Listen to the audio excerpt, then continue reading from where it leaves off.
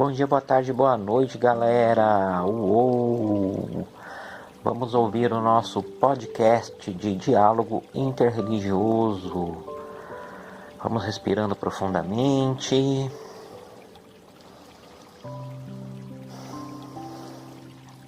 Sintonizando o nosso pensamento com Deus.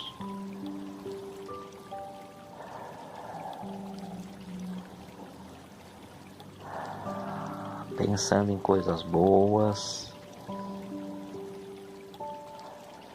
agradecendo a Deus por tudo,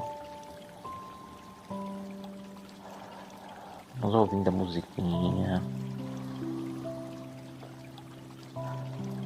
barulhinho da água.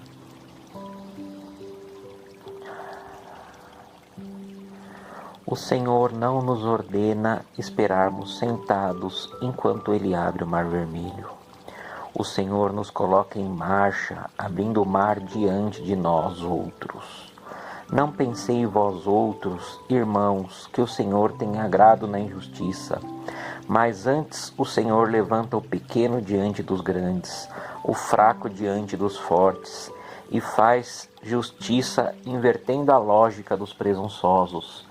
Agradecemos ao Senhor por sermos vitoriosos na sua doutrina e não na dos homens maus.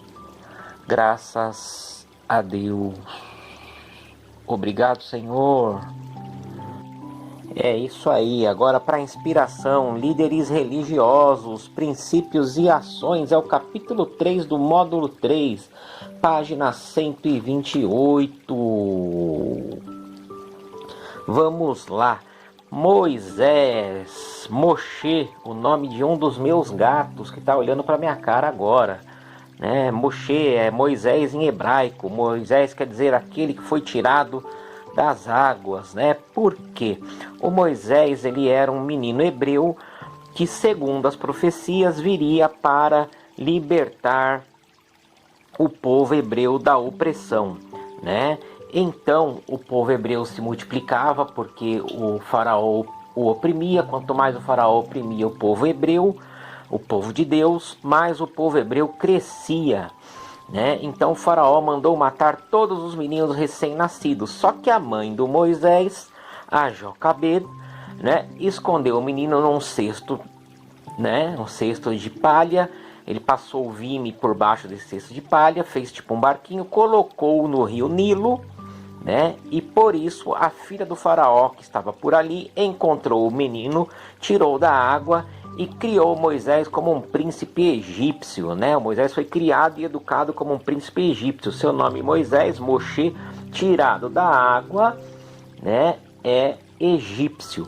E o Moisés, quando cresceu, viu um soldado egípcio chicoteando um israelita, se revoltou, partiu para cima do malfeitor, bateu nele tanto que o matou, né? E fugiu.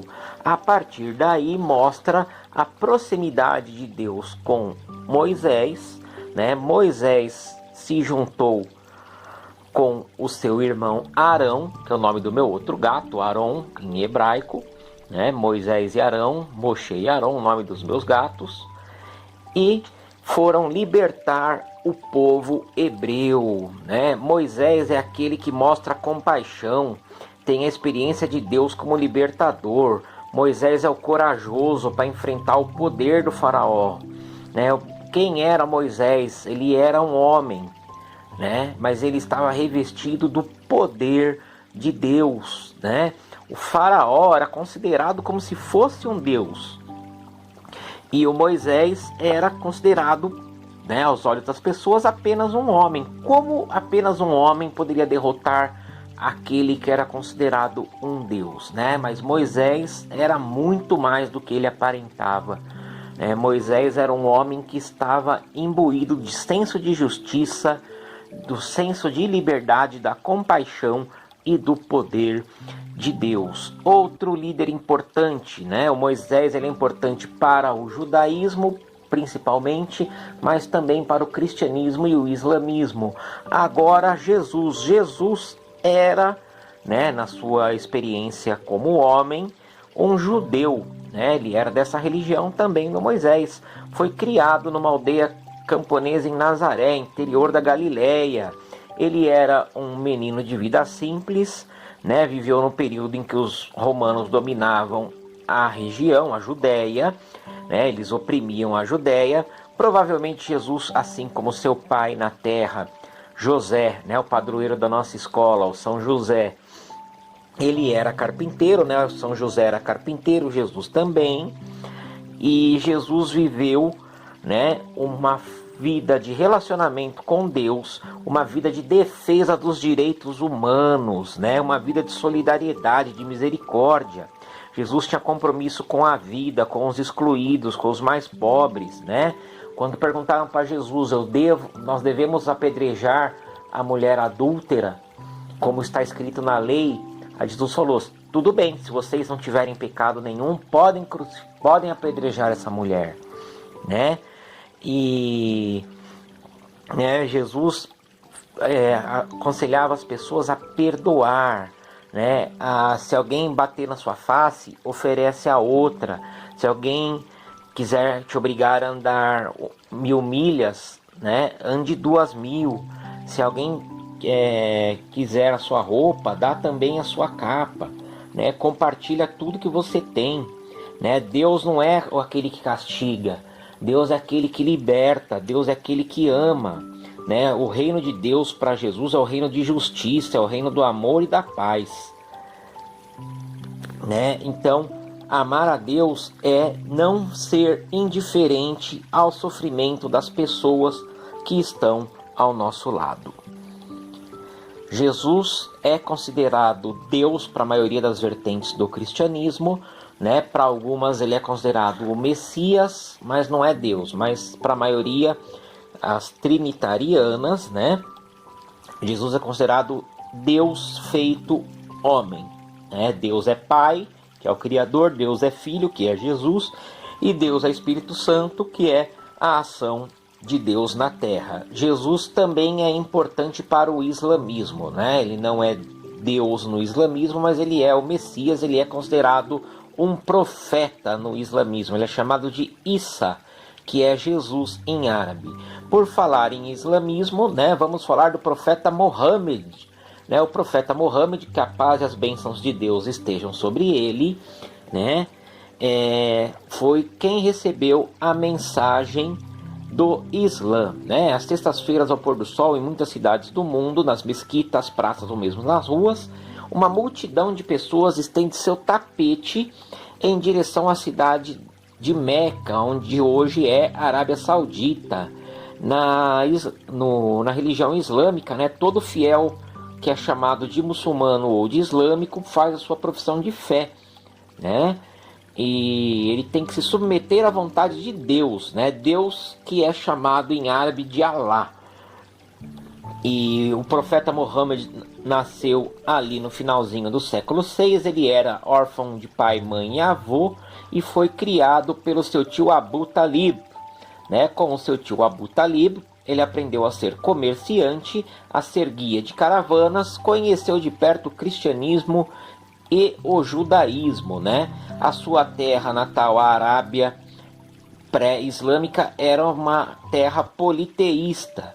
E no mês de Ramadã, né, existia um retiro espiritual que Mohammed fazia com a sua família no Monte Hira, no Vale de Meca. E uma vez ele se sentiu tomado pela presença divina, da sua boca saíram palavras divinamente inspiradas, né?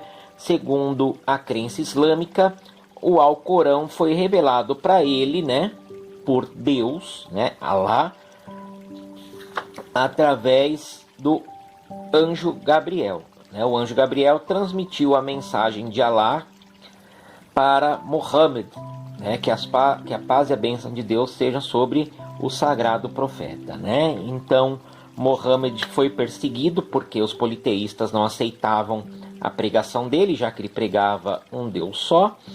Ele saiu de Meca e foi para Yatreb. A cidade de Yatreb mudou seu nome para Medina, que quer dizer cidade do profeta, porque em Yatreb ele foi perseguido, em Medina ele foi aceito. e a partir de lá ele foi organizando a primeira comunidade muçulmana, chamada de A-Umma, né, que quer dizer a primeira, e todas as revelações de Deus, né, para Muhammad foram registradas no livro chamado Alcorão, né, Alcorão, que quer dizer o Corão, né, e é uma religião que bilhões de pessoas seguem no mundo, né? O budismo é uma religião que tem como princípio a compaixão, né? E o budismo ele é fundamentado na interdependência do ser humano com todos os outros seres. É uma referência importante de transformar consciências e mudar atitudes, né? O budismo foi fundado pelo líder que recebeu o título de Buda, não era o nome dele Buda, ele era um príncipe indiano chamado Siddhartha Gautama, que ele foi criado num palácio com todos os luxos. Ele era tão mimado que ele nunca tinha saído na rua. Um dia ele saiu do palácio, fugiu, né, e ficou assustado com o que ele viu nas ruas. Ele viu a fome, ele viu a pobreza, ele viu a doença, ele viu a velhice, né? Esse era Nutella mesmo, não sabia nem que essas coisas existiam, de tão cercado de luxo e de proteção que ele era. E aí ele surtou, passou a viver como mendigo, fazia jejum, fazia orações, fazia meditação, e aí ele chegou à iluminação, totalmente desprendido de valores materiais, de valores ligados ao corpo, né? Ele era só ligado ao transcendental. Na religião cristã, na tradição religiosa, a ética é baseada na pessoa e nas obras de Jesus de Nazaré, que teve como missão a humanização do ser humano. O que é humanizar o ser humano? Quer dizer que o ser humano é um ser em construção, ninguém nasce pronto, ninguém nasce acabado. O ser humano é sair de si mesmo e ir ao encontro do outro, do mundo. Jesus mostrou que o ser humano não é um objeto que pode ser descartado, mas sim que tem um ser que tem dignidade e valor, né? Ninguém taca pedra na mulher, perdoa, dá outra chance. Dessa forma, um líder cristão é chamado a ser instrumento de humanização no seu contexto de vida. Uma das consequências do comportamento consumista do ser humano é a imensa quantidade de resíduos produzidos e lançados na terra, no ar e na água. É preciso lembrar que essa atitude não é um risco somente para a natureza, né? Porque ela prejudica o ecossistema como um todo. A poluição interfere diretamente em nossa saúde. No caso da água, a causa mais comum está no sistema precário ou inexistente de saneamento básico em nosso país. Em muitas cidades, o esgoto é despejado diretamente nos rios que cortam bairros residenciais e áreas empresariais, né? A postura dos indivíduos no mundo atual contrasta de maneira incisiva com o conceito budista de ecologia integral e de interdependência de todos os seres, por exemplo. O que quer dizer isso? Todos os seres dependem uns dos outros, né? Isso que é a interdependência de todos os seres. Dalai Lama, ele diz que a atitude de preservar o ambiente, além de ser uma demonstração de respeito à vida da geração atual e principalmente das futuras, é uma maneira de melhorar a nossa própria existência. Fora que para várias religiões a água é sagrada, né? Tanto que no cristianismo, no judaísmo, a água representa a vida, né? Quando um judeu se arrepende, ele mergulha nas águas, né?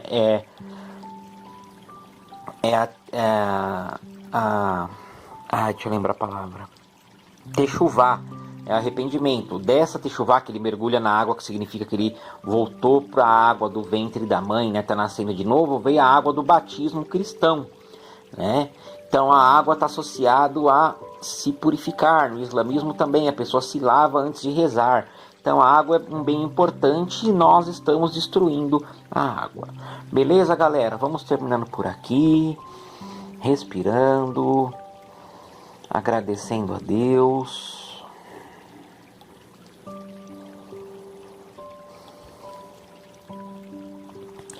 Pensando em coisas boas.